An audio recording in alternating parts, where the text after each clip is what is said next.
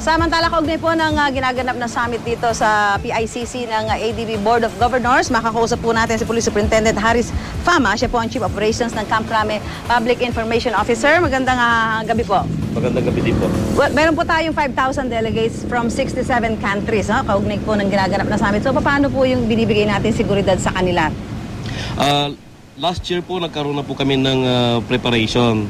At since September nga po, nagkaroon na po ng planning hanggang sa venue at saka mga lugar na pupuntahan na naglagay po tayo ng mga security officer, liaison officer at maging sa mga lugar na dapat nilang puntahan kagaya ng Cebu, Tagaytay ay secured na po yun. Kaya on the go na po kami at nasa kasalukuyan pong miniminta ang peace and order. So ano po tayo, ang ating kapulisan ay nasa full alert? Nasa alert po sa lugar na lang po ito kasi mayroon po tayong 3,977 PNP personnel at kasama na rin na po ang Armed Forces of the Philippines na may K9 unit na tumutulong po dito sa seguridad. Okay, sir, paano po? Kasi hindi may iwasan, may mga magrarally, magsasagawa ng mga kilos protesta. Ito'y 4 na araw. Paano ang ating ang patakaran ngayon dyan, ang guidelines doon sa mga magsasagawa ng rally?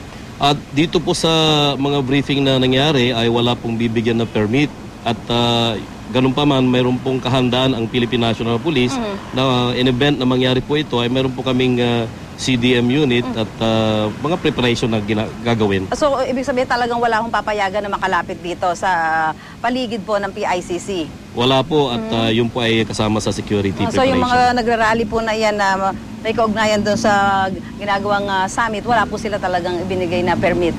Wala po.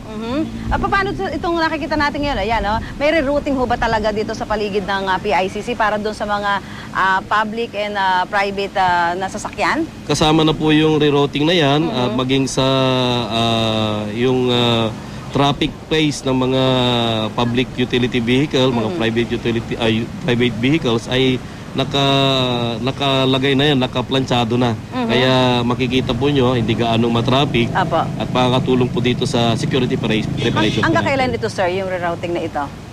Hanggang 5, 6, hanggang 6 po yan. Okay, sa linggo, ganun po? Opo, hanggang sa last na delegate na nandito po sa Pilipinas, ay nandito po ang Philippine National Police.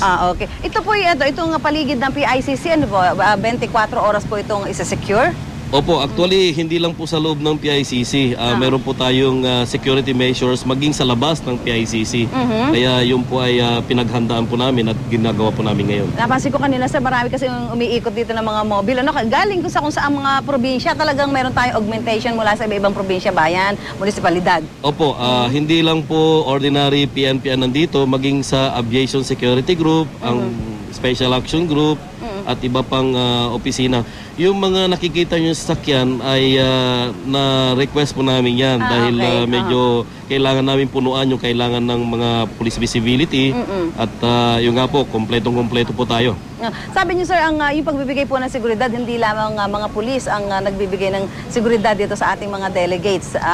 Sino po ang kaagapay pa natin maliban sa hanay ng mga pulis? Opo, mayroon po tayong members ng Armed Forces of the Philippines, yung K9 unit nila, yung ASO, na pwedeng mag-sniff.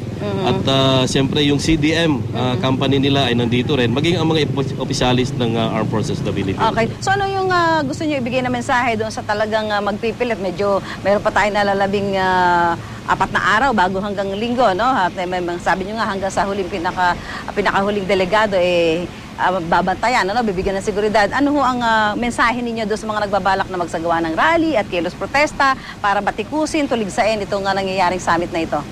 At sa amin po sa Philippine National Police, gagawin po namin ang order po sa amin, maintain ang peace and order hanggang sa huling pag-alis ng delegado at yun po ay pupunuan namin hanggang sa makakaya. Sa liderato po ng ating Chief Philippine National Police, si Police Director General Nicanor Bartolome ay preparado po ang Philippine National Police. At dahil sabi nyo nga, walang permit, parang talagang walang makakalapit dito sa paligid. Opo. Okay, maraming salamat. Si Police Superintendent Haris Fama, Chief of Operations ng Camp Crame PIO. Maraming salamat po, sir.